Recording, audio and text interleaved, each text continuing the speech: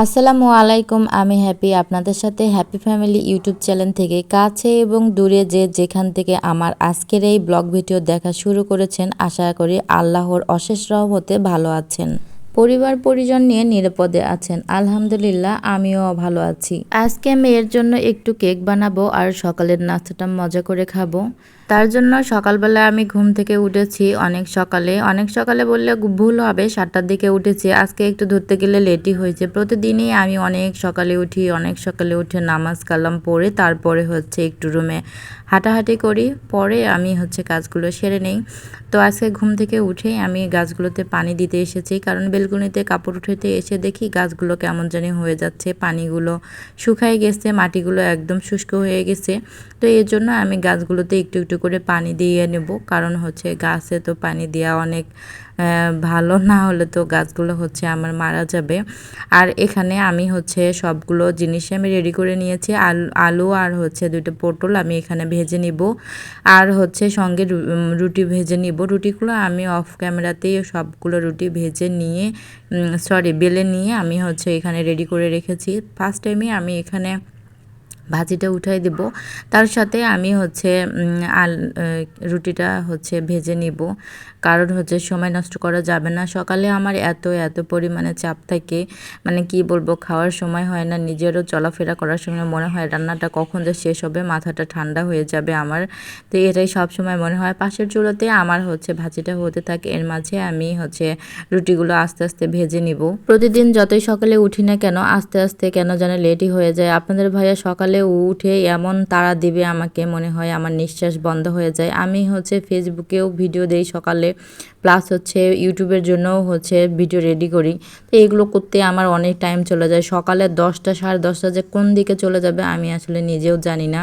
তো এই জন্য মাঝে মাঝে মনে হয় এগুলো বাদ দিয়ে একটু রিল্যাক্সে আগের মতো যদি ঘুমাইতে পারতাম। রান্না করতে তখন হয়তো বা ক্যামেরা ধরতে হয়তো না অত টাইম লাগতো না, খুব তাড়াতাড়ি আমি এগুলো শেষ করতে পারতাম রান্নাগুলা।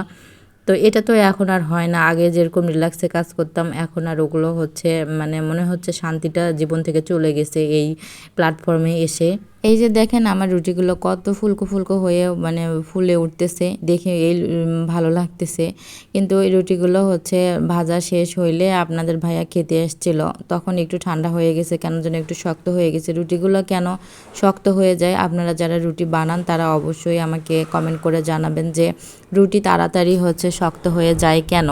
আমি এখানে সকালের নাস্তাটা রেডি করে নিচ্ছিলাম। এখানে আপনাদের ভাইয়ার জন্য একটা প্লেট রেডি করতেছিলাম, কারণ ওই তো আস্তে আস্তে এগুলো খাবারগুলো রেডি করে উনি আসতেছে। তো এর মাঝে কিন্তু খাবারটা আমার ঠান্ডা হয়ে গেছে।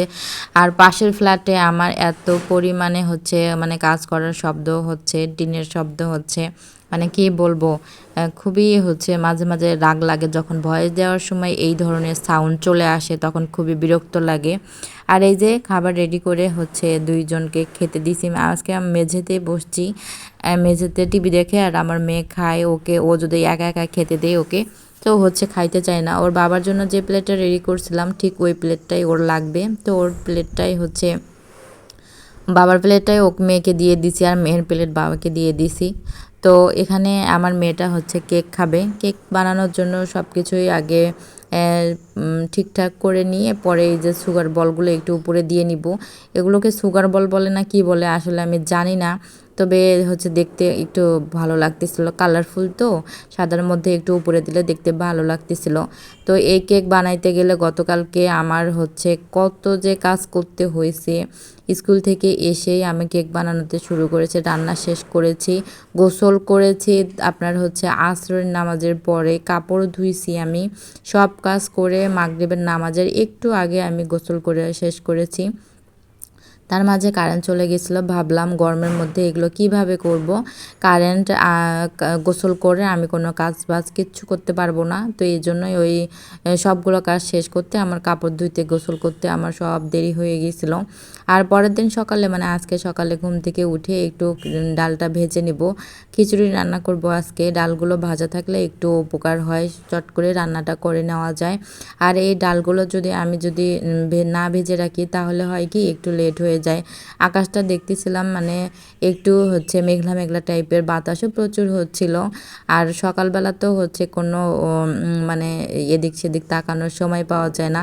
তো আজকে সকালবেলা আমি এই যে খিচুড়ি রান্না করেছিলাম, আপনাদের ভাইয়া না খেয়ে চলে গেছে অফিসে। তো তার জন্য আমি একটু খিচুড়ি অফিসে নিয়ে যাব আর মেয়েকে স্কুলে নিয়ে যাব।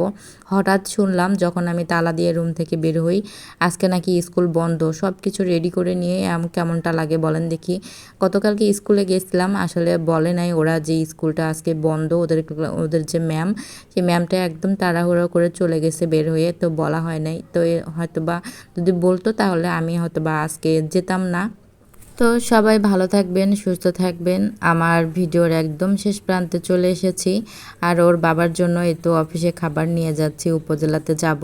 তো সবাই ভালো থাকবেন, সুস্থ থাকবেন। দেখা হবে পরের ব্লগে। আল্লাহ হাফেজ।